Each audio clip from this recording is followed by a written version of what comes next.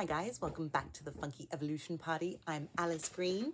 Sorry the video cut short yesterday, but I think it was a perfect natural break to continue this very long and in-depth subject about the battle of the sexes,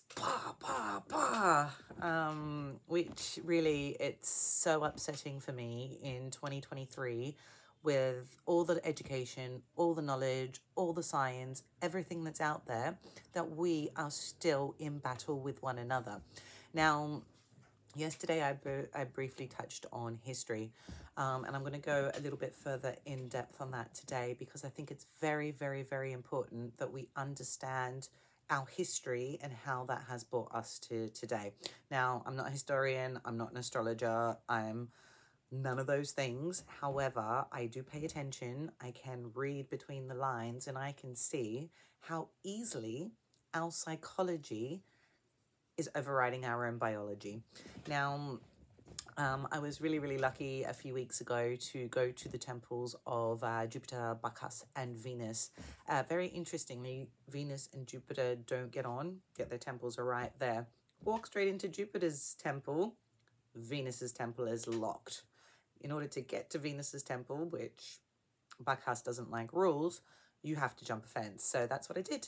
Jumped the fence, went and read her some poetry, and it was really about really bringing the masculine and feminine back together because, again, can you fly with one wing? I couldn't fly with one wing. You need both wings to fly, and I'm going to put a few of my older videos down below, a battle of the sexes, finding your other half, and really looking at cracking this war, because the war is not between me and you and the guy next door and the woman down the road. This war is against our rights. It's against our psychology.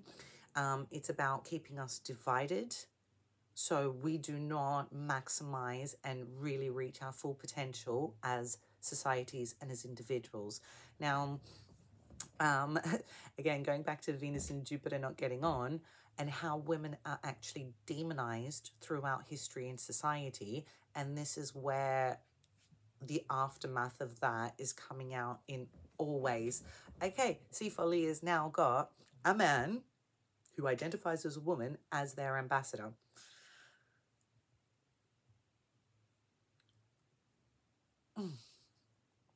Now, women have fought so hard to even just be able to get into theatres, to be able to do jobs that men have traditionally taken on forever.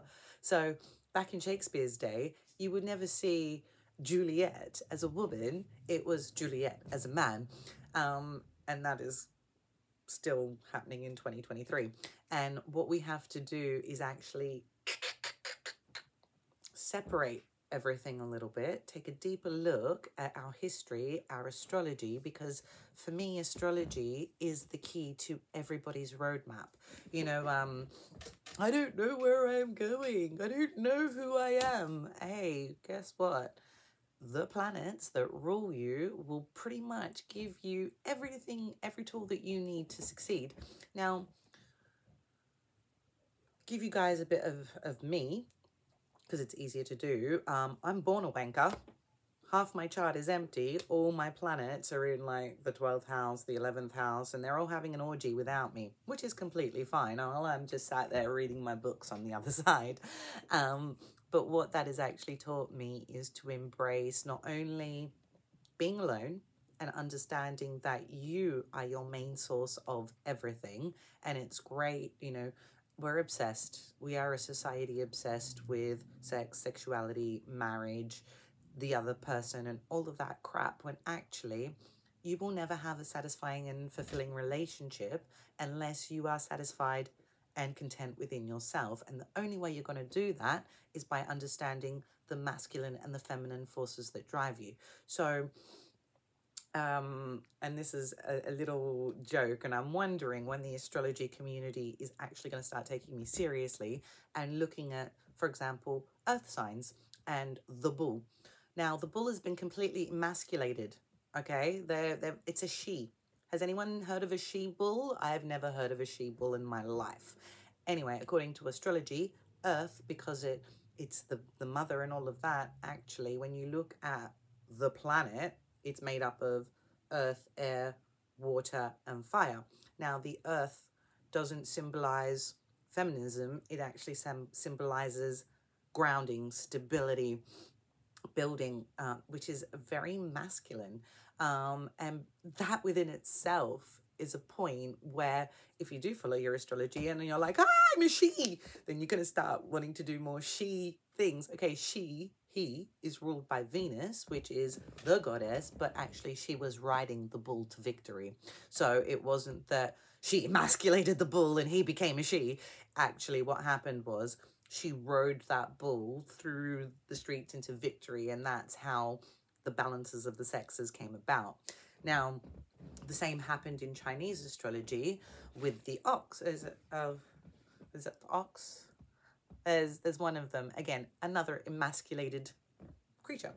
Now, when you're looking at this emasculation, you're wondering, okay, so predominantly I'm made up of masculine traits or feminine traits, but without understanding that, I'm actually going to get very confused. Why do I just want to bash things? Or why is it that I think all the delicate stuff? And this is, again, where our society's psychology and not its biology has played a huge part in oppressing both the masculine and the feminine within society. So the traditional roles, again, going back to the oldest professions and all of that being prostitution or getting married. And that was the only way a woman could survive in this world. Whereas now in 2023, we're allowed to work, we're allowed to do everything. And the only difference literally is this physical side of things. Our brains generally operate fairly, actually, I'm going to say we are from Mars and from Venus. But that again, if we were all the same, there would be no progression. We need those two. We need the engineers and the science thinkers and the way those brains process. And it doesn't matter if this exterior was born into a male and female, and I'll go into more on that in terms of sex and sexuality later on. But it's very, very important that we stop, take a look at what our astrological makeup is. Am I predominantly got a lot of Venus in me? Where is this planet placed? And then you'll start to see where the inner needs to be masculine or feminine come from, and then how you don't have to change your exterior, but actually look at your psychology and be like, hey, wait a second, I'm a male, but I'm going to need to feed myself. And if you, again, go back throughout history, all the chefs are men. All the industries are dominated by the males. So by saying, oh, cooking is a female thing or doing this is a female, actually, it's not. If you look at everything, these roles were done by everybody. The only difference between the male and the female is the sex organs. And, you know, we're going to need somewhere to carry the future and feed the future. And our physique is designed for reproduction and pleasure, which will be the next video. So I'm not going to keep you guys too long on history, but I really want you guys to start looking and identifying in your own lives and in the lives of others where maybe these masculine and feminine traits throughout history, and again, women being demonized and all of the rest of these things, and how that plays a role in the current status quo of society, where the oppression of the feminine is actually coming out in men. They have been oppressed. Their mothers have been taken away from them, abused, raped, suppressed.